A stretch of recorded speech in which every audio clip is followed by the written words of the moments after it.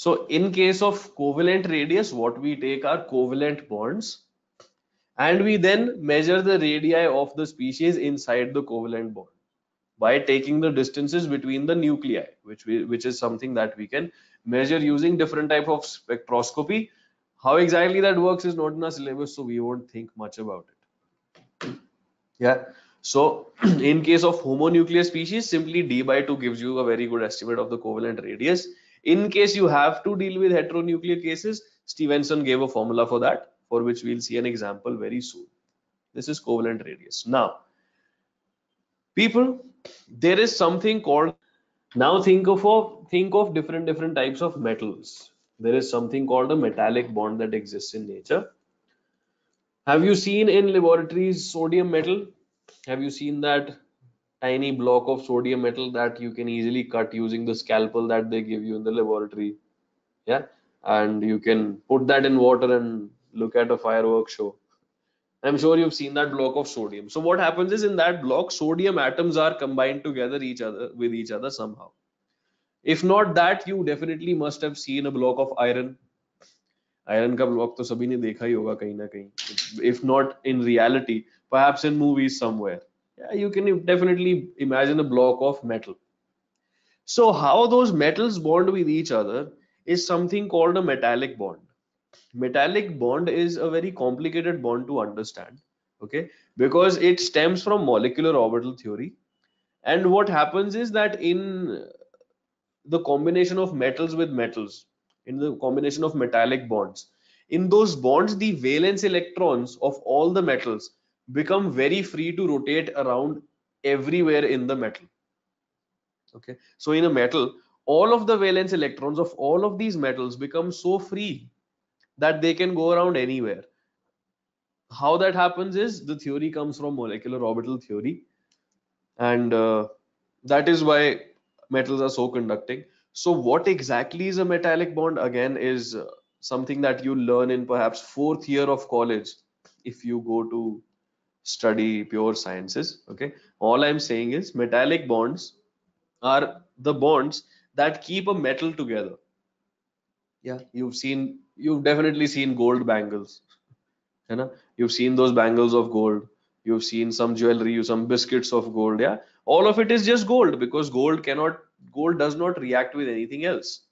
Yeah, so the pure biscuits of gold or anything, those are totally gold. How do they stay together? By metallic bonds. Metallic bonds are something that I studied in my fourth year in IIT Bombay chemistry. So those are a little complicated. They stem from the molecular orbital theory. But essentially what happens in these metallic bonds is, the metals are very closely attached sort of to each other. Okay, so covalent bond was something like this, right? Metallic bonds, on the other hand, are something like this. They are just touching each other. Okay, so in the bonds of metals, right,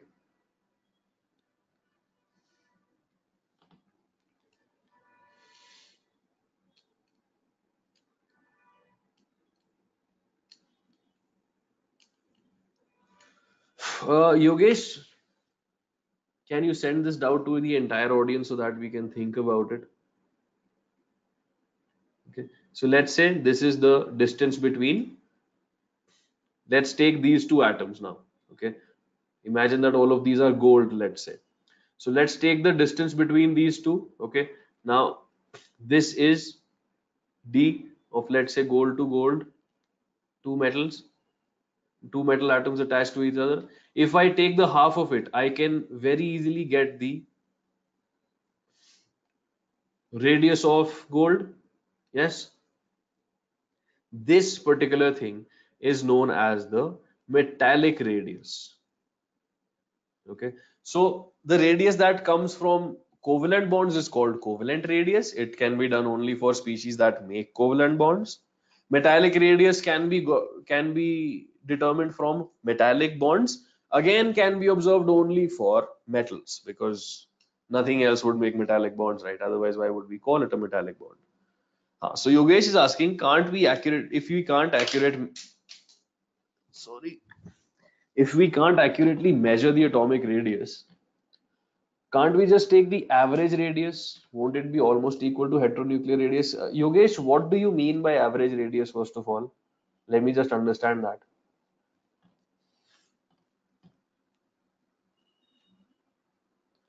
What are you thinking as average radius?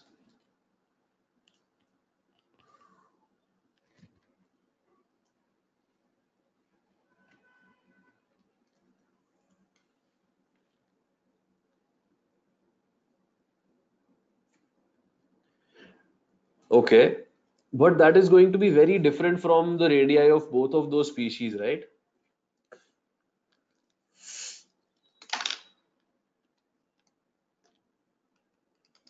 As we saw in the picture as well for H and F, that radius, if we take what you are saying, average radius, yeah, what will happen is,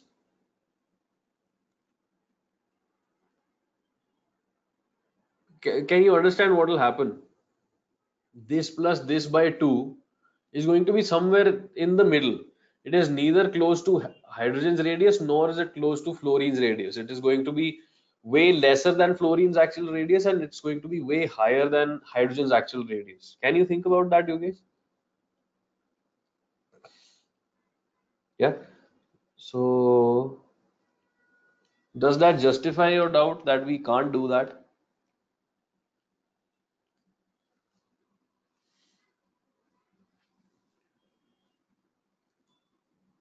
Yogesh, this is just an empirical formula that was given by Stevenson. Okay. This electronegativity is also from the Pauling scale. We'll see the Pauling scale towards the end of this chapter. So ये Stevenson भाई साहब ने formula दे दिया था. So हमने पढ़ लिया उसको. Applicability of this formula is practically negligible actually. I've just told you this for the sake of it. Okay. So there's a covalent radius, there is metallic radius. In metallic bonds, the metals are very closely sitting with each other. Now, after the class, you can go to Wikipedia and see what exactly metallic bonds are. Metallic bonds are really fun, by the way. Metallic bonds essentially form in in the क्या बोलते हैं, quantum mechanical model of the atom, and even in the Bose model of the atom, we saw that the electrons can exist only in certain energy states, right? Yes, people, this is some extra syllabus knowledge that I am giving you. You remember, right? There are different energy levels, and eventually the gap between the energy levels keeps on getting lesser. Yeah. Eventually the gaps between the energy levels keeps on getting lesser. That is visible to us using the spectrum as well. Eventually the gap between the energy levels becomes less. What happens in metallic bonds is, okay, when the orbitals of one metal combine with the orbitals of another metal, combine with the orbitals of another metal, combine with the orbitals of all these metals, when all of these orbitals combine together, yeah, what happens is the valence electrons fall into energy levels that are very close to each other. Okay, so close to each other that they are as good as continuous.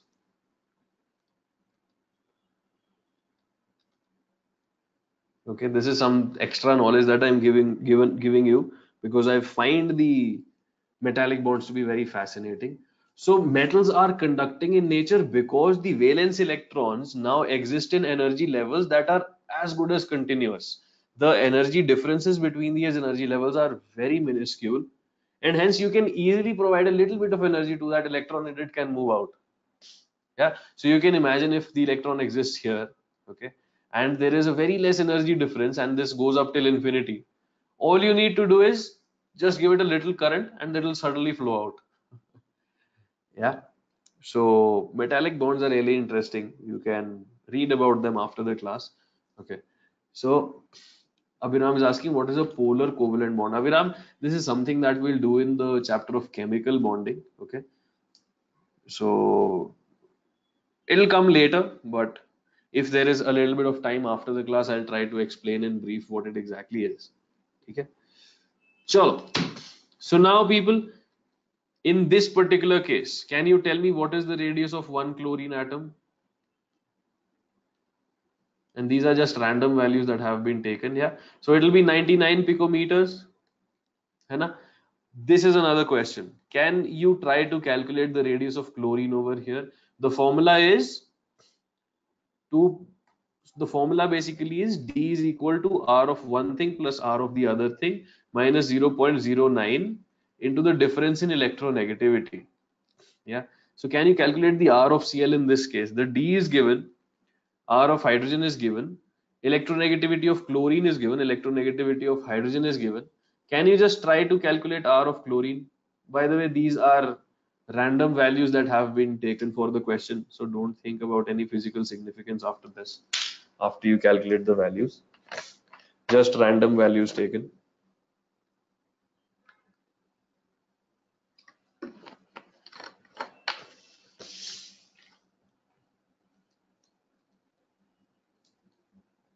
You just have to plug in things. 2.74 angstrom is equal to 0.74 plus the radius of Cl that we have to determine minus 0.09 into 0.9. Yeah, 2.1 minus 3 is 0.9. So RCl, can you calculate what it will be over here?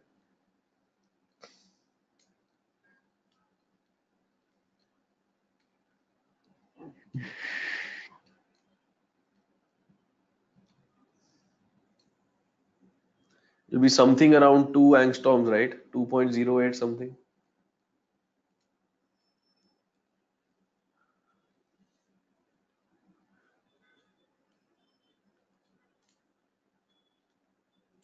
Ariman, this is the difference in electronegativity. Delta of N, I mean difference of electronegativity, is equal to 3 minus 2.1. This is, I hope I've done the math correctly.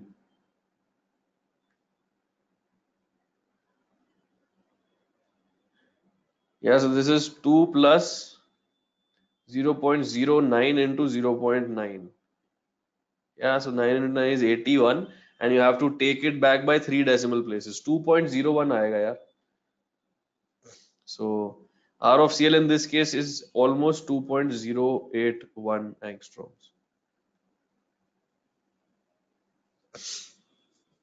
2.81 नहीं होगा दोस्त. Aditya and Yogesh, calculation error. How? 0.09 into 0.9. 81. Yes.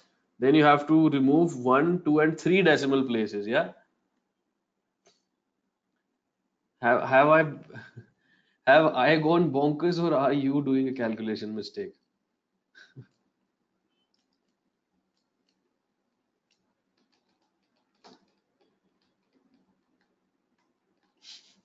Okay. दोस्तों गणित मत भूल जाओ यार. Please remember mathematics in life. Okay. This one.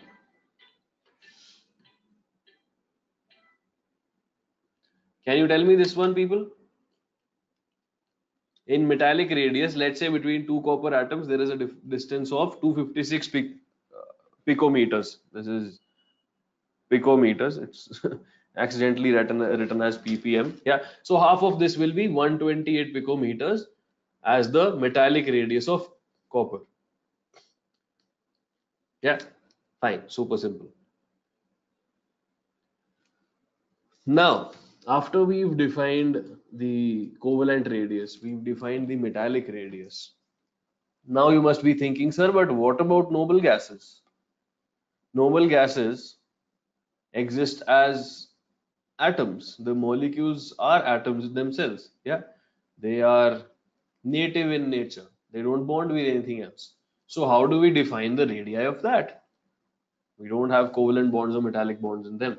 Yeah.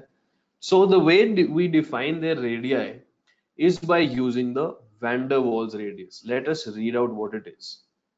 Van der Waals radius is defined as half of the internucleus distance between the nuclei of two adjacent non-bonded atoms of neighboring molecules in the solid state. one thing that I'll tell you over here, as you know that gases में the molecules are far apart, liquids में the molecules are closer, solids में the molecules are nice and tightly packed. The forces that keep them together are known as van der Waals forces. Okay, the forces that keep these solids molecules or liquid molecules or gas molecules together are known as van der Waals forces. What are these exactly? We'll do it in the chemical bonding chapter later. Yeah. So van der Waals radius is basically half of the internuclear distance between the nuclei of two adjacent non-bonded atoms of neighboring molecules in solid state. Why solid state? Because solid state mein the molecules are closest to each other. Yeah. So think about a noble gas, let's say neon. Okay. This is a covalent bonded species. This is a metallic bonded species. This is a non-bonded species. Yeah. This is covalent. This is, let's say, metallic. Yeah. This is non-bonded. Yes. There'll be a certain gap in between. Even if they are in the solid state, they are not totally attached to each other. There is a certain gap in them, but they are very close to each other, the molecules. I'm sure you've seen the diagrams of solid, liquid, and gas state. So now, people, what we'll do is, since the noble gases are present in non-bonded state only, the best we can do is take the half of this distance. Okay, so this thing over here is d between, let's say, neon and neon in the solid state. Okay, if I take the half of this, what I get is the van der Waals radius of neon. This will be slightly bigger than the actual atomic radius. Yeah. Ariman, yes, that distance can vary, but in the solid state, they are pretty close to each other. Yeah. ऐसे तो in covalent species as well, for different covalent species, this overlap region can be lesser or more. Yeah. In van der Waals radius as well, the solid molecules could be very close or a little close or not so close. Depends on different species. Yeah. But since this is the best way to do it, this is how you define van der Waals radius. Okay. Yeah. So neon in solid state means a very super cold state.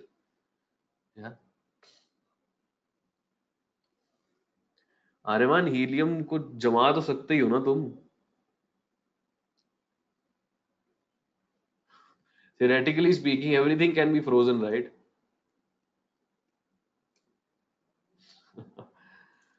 हाँ Yogesh, fridge में रखने से तो नहीं होगा, but हाँ तो gases are gases only at room temperature. People. हाँ Nandini, specifically, basically speaking, distance between two molecules.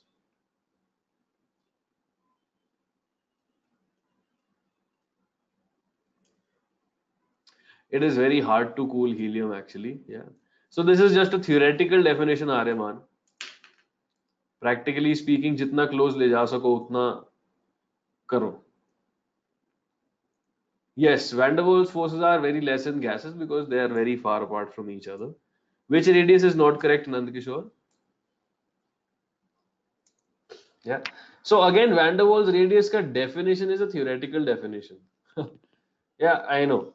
This is just a way to define van der Waals radius. That is why it is called van der Waals radius. Okay. Okay. So as you can see, the atom itself is just this much. Okay. But there will be a certain gap, some certain extra length that is counted in the case of a van der Waals radius. This is because of the limitations of us not being able to calculate the radii of an individual atom. Okay? Theoretically speaking, this atom's electron can exist at infinity as well, right? There is, let's say, a 0.001% probability, but it is according to the quantum mechanical model of the atom. So the best we can do is take the real situations around us in which they are present and try to take half of the internuclear distance. It works very well in covalent radius and metallic radius. Van der Waals radius is like that, क्या बोलते हैं, मजबूरी वाली बात है. Since we don't have any other option, we take the Van der Waals radius. Yeah. So Van der Waals radii can not just be taken for gases like these, they can also be taken for different molecular gases. Yeah, O2, Cl2, N2, all of these gases, for them also the van der Waals radii can be defined. Okay, so that is going to be basically the distance between these two molecules and half of that.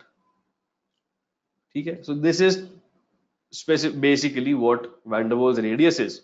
I agree this is not very accurate, but this is because of our limitation that this is something that we can measure. Okay, so Nand Kishore is asking, sir, can we take a 1 mole sheet of aluminium, take its length, and then get the atomic radius? People think about it. Can you do that?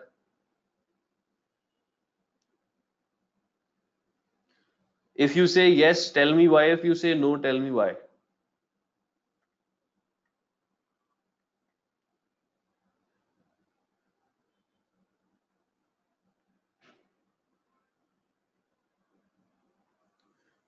I agree with you, Nand Kishore.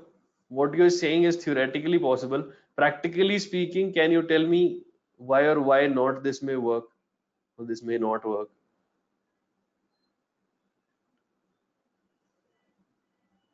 Even if you get an answer right, it will be very approximate because the radii of the atoms are in picometers. Yeah. How do we define mole? 6.022 into 10 to the power 23. We actually need the exact information first of all of the mole, 6022141 something something something etc. till 23 digits. Okay. Plus, if 1 mole of atoms are present in just one line, can you see that line? Of course not. Yeah, it'll be a very thin line. You can't even see those. You will need some atoms in this dimension, in this dimension, and in this dimension. You get it? You need atoms in all three dimensions to be actually able to see those. Yeah. And even if you try to get a perfect cube and let's say हाँ इसमें एक mole है, then you try to calculate how many atoms are there in one length, there are still going to be some approximations because no perfect block of aluminium or iron or anything can be achieved. Okay.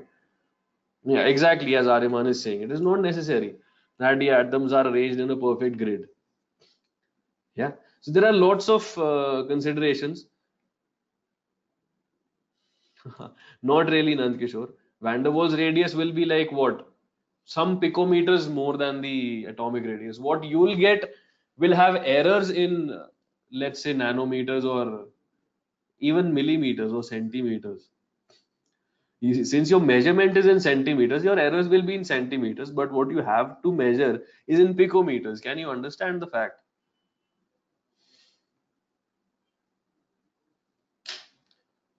You get it, right?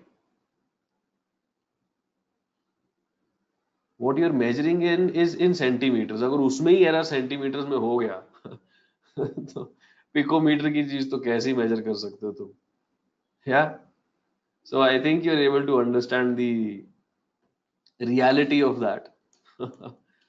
Yeah, exactly. So the error involved with that observation will be hundreds of atoms itself. Actually, moles of atoms itself, perhaps. Anyway, good thought. Yeah. Now, people, let's think about this. Okay. Let us assume an element X. Okay. This element can give you a covalent radius. This is a super element. It forms covalent compounds. It forms metallic compounds. Okay. And it also can give you a van der Waals radius. Okay. Can you tell me which radius will be the largest and which radius will be the smallest? Can you give me an order between these three? Let's call this A, B, and C. Can you give me an order between A, B, and C?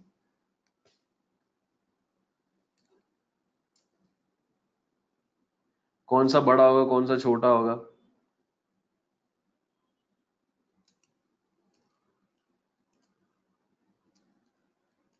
Yeah. Van der Waals radius will be the highest, then you'll have metallic radius, then you'll have covalent radius. Yeah. Covalent radius is lesser than the atomic radius. Metallic radius is approximately equal to the atomic radius. Van der Waals radius is larger than the atomic radius. Yeah. So this is going to be the case. The largest radius for any species is going to be the Van der Waals radius if you can measure these three. Now I'm telling you this because this is a question that I've seen in JEE mains. Okay, I have seen this question in JEE mains sometime, so that is why I asked this to you. This definition of radii is in your syllabus as well. So now, people, this is something that you've again perhaps done in your earlier classes. From left to right, can you tell me what is the trend of atomic radius from left to right? Does it increase or does it decrease? Atomic radius. Think about it. Think about the effective nuclear charge when you are talking about the radius. When you go from left to right, the effective nuclear charge increases, the number of electrons that you are filling up are getting filled in the same shell. Yeah. So because effective nuclear charge is higher, the number of electrons are in the same shell. Chota ho jayega, it will get smaller. Yes. Yep. It will decrease. From top to bottom. Now this one's easy. Can you tell me what will be the case? Yeah, very simple. It will increase. You are increasing a new shell. वो दूर का दूर होता जाएगा. So top to bottom, the general trend of atomic radius is of an increase. Yeah, बढ़िया.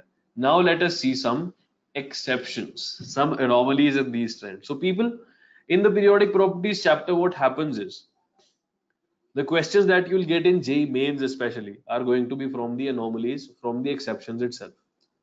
Okay. Now let us see the first exception. Okay, I'll draw this group for you. Indium and thallium. Yeah. So we've studied that when you go down the group, the radius increases. Okay. So the expected trend was this. But what is actually found out is that aluminium and gallium, okay, this is something that is mentioned in the books. That's why we are studying it. The actual thing that is found out is aluminium and gallium are very close in radius. Not that much of a difference. They are very close in radius. Can you think of why this is happening? I have given you the hint as well. Effective nuclear charge. Can you think why suddenly from aluminium to gallium, when you go, the increase in radius is not very significant? They actually turn out to be almost equal in radius. Can you think about the reason?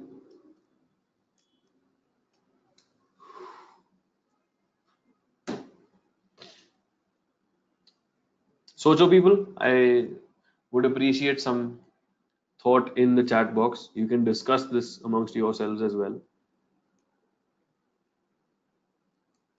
Ah, nice one, Aryaman.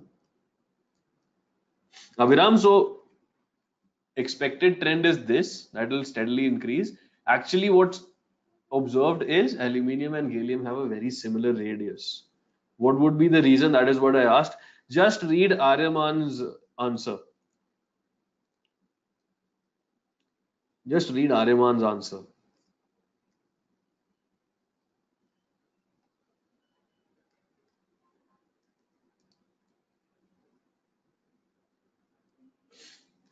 You understand the fact? Yeah, what happens is from here,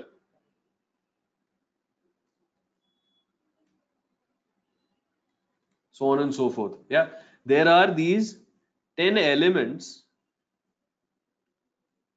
There are these 10 elements in which the electrons are going in their d orbitals. Yeah, so let's just write the configurations of aluminium and gallium. Aluminium is a 3p1, gallium is a 4p1, but underneath this 4p1 you have 3d10. Yes, So these 3d10 electrons have a very poor screening effect. We've just seen that. Poor shielding or poor screening. So because of this poor screening, these 4p1 electrons are more closely situated towards the nucleus than what was expected.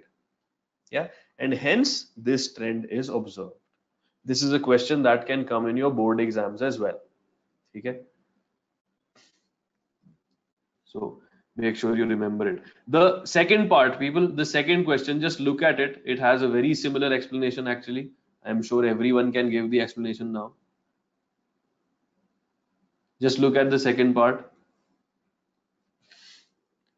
Titanium, zirconium, and hafnium. Zirconium and hafnium are almost of the same size.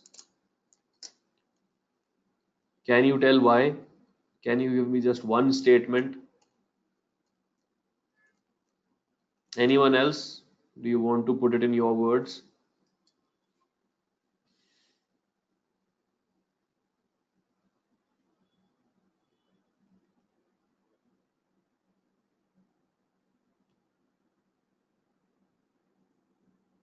Anyone else, please? Aryaman has written it already. Others,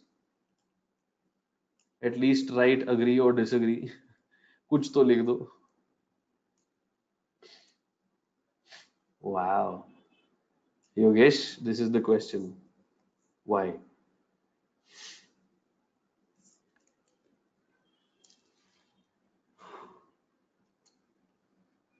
Yeah, I'm sure you can see that.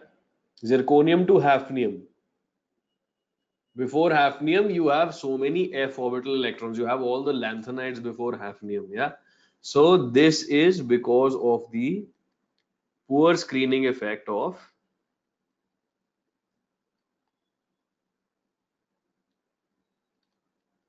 f orbital electrons. Okay. This is because of the poor screening effect of the f orbital electrons, which are there in hafnium but not in zirconium. Okay. So because there are 14 f electrons, 14 more protons to neutralize them, f orbital electrons have pathetic screening effect, and hence the last electron of hafnium will be closer to the nucleus than expected.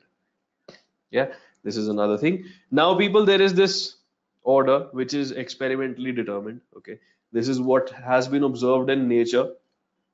You can try to explain it using different types of explanations, but ultimately this is what is seen, and that is from scandium to titanium to vanadium to chromium to manganese, the atomic radius decreases.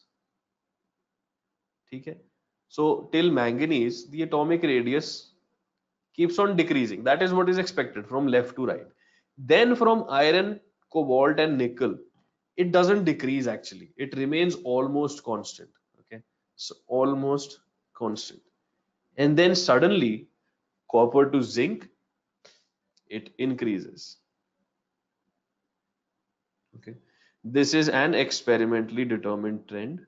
So you have to remember this.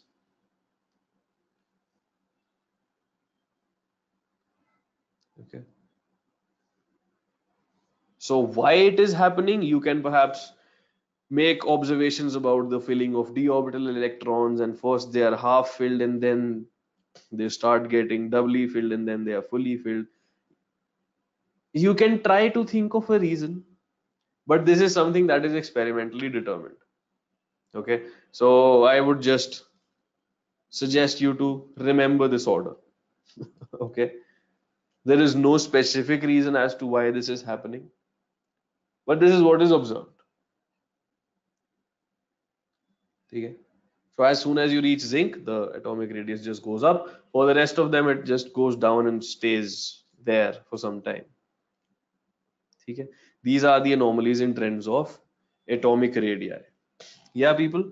So now what we'll do is we'll just do this part and then we'll wrap up today's class. Okay. So people, talking about cations and anions, let's quickly imagine them. Okay. Na, if turned to Na positive, this is a cation. Yeah. Cl, if turned to Cl negative, this is an anion. I am sure everyone knows this. Yeah. So just tell me, just think about it in your mind. Na versus Na positive. Which one of these has a higher radius distance from their nucleus to the outermost electron? Which one of these will have higher radius? Sodium, yes, because sodium positive has one less electron. Yeah, the number of protons in both of these cases is 11. The number of electrons in both of these cases is 11 and 10. 11 protons attracting 10 electrons. So of course these electrons will be closer. Yeah. Think about the case of chlorine, people. Cl negative and Cl. Which one is larger? Cl negative, right? Because there is one extra electron compared to all the protons that are there. Yeah, okay. So this is how you imagine ionic radius. This is one interesting thing that I had to show you. Fluorine's atomic radius is 64 picometers. As soon as you add one electron to it, it becomes 136 picometers, more than double. Yeah, suddenly it sort of expands. Sodium's atomic radius is 186 picometers. This is for the 3s1 electron. Yeah, when you take away the 3s1 electron, just look at this. It drastically reduces down to 95 picometers. So radius of fluorine is actually lesser than radius of Na, but when you convert them into their ions, okay, this is something that I found fascinating. Now next class onwards we'll continue from this part itself. Okay, so let me just give you the summary and also the homework for this class. Okay, so the summary is, what we did today is we talked about screening effect. We saw how it varies with the number of electrons and different orbitals. We also saw effective nuclear charge, which is the big daddy of all of this chapter. We saw different types of radii.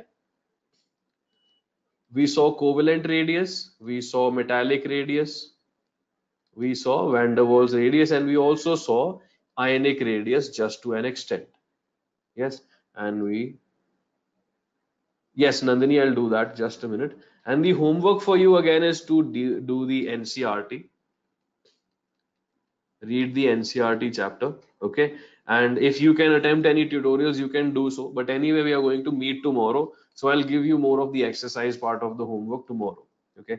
So technically the class is over. If you want to leave, you can leave right now, okay? Technically the class is over. If you want to leave, you can leave right now, all right? So yeah, 58. What is the element over there? One second. Huh? So this is 2, 10, 18, 36, 54. Yeah. This is 1, 2, 3, 4, 5. So what you're talking about will lie in the sixth period. Yes. 54, 55, 56, 57, 58. So this is going to be,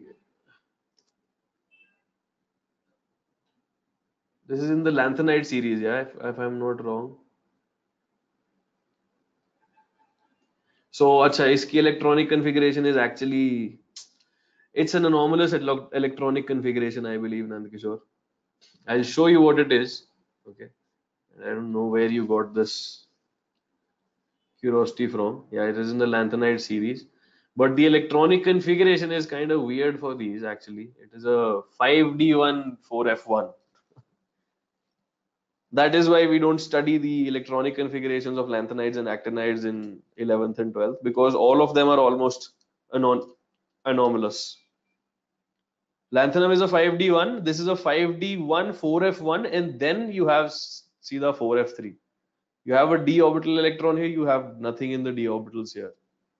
And then in the middle, you'll have another d orbital electron, and then suddenly nothing. And then at the end, once again, a d orbital electron. This is still fine. These are even more weird. The actinides are all the more weird. You remember we had done this in the class some time back. Yeah. So I'll verbally explain what shielding is once again. ठीक है?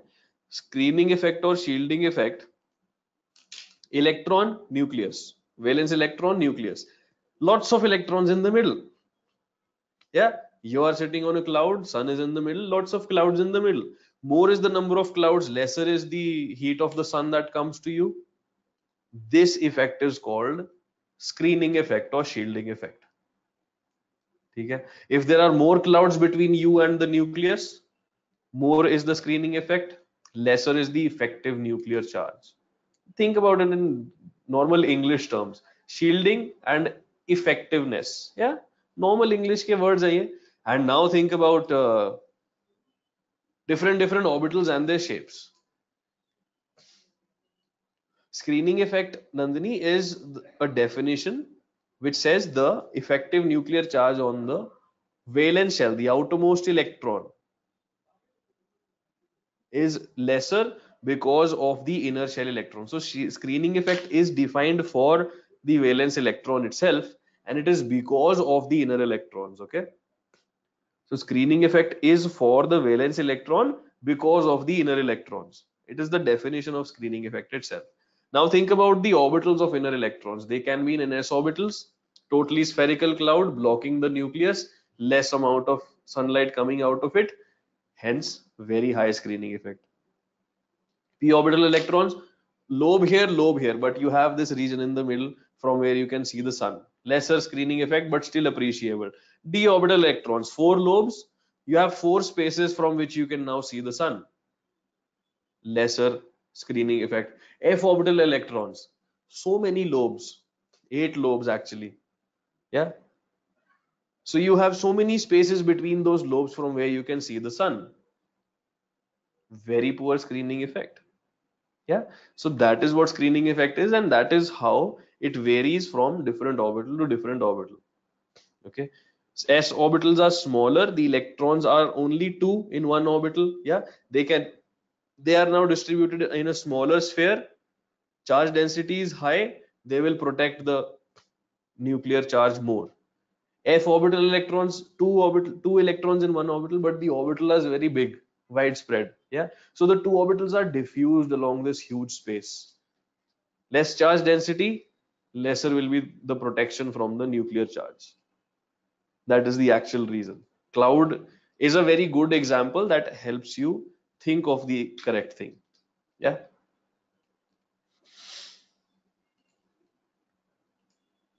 So Abhilasha, what happens is, think about let's say we are talking about carbon versus nitrogen. Yeah, this is a 1s2, 2s2, 2p, 2 species. This is a 1s2, 2s2, 2p, 3 species. This has 6 electrons. This has 6 protons. Of course, 6 electrons to hai hi usme. This has 7 protons. Yes. Now, if I try to draw this, okay, in a very childish diagram, 6 protons in the middle, then in the first shell you have 2 electrons, second shell you have 2 electrons, third shell, or I should say the 2p subshell, has 2 electrons. Yeah. This extra electron that is being filled in nitrogen, yeah, is in the same subshell. Yeah, forget about this pathetic image, look at it mathematically itself, in the same subshell. Yeah, but the number of protons inside is more. First there were 2 valence electrons, these have screening effects because of these 2 inner shell orbitals. These 3 also have screening because of these 3 inner shells, these 2 inner shells. Yeah. So electron being filled in the same subshell, but the number of protons is more. So of course this is more closely attracted, right? Can you make sense of that? Since the electrons subsequently are being filled in the same shell, but the number of protons is getting increased. Yeah, effective nuclear charge increases, and your valence electron is now more closely attracted towards the nucleus.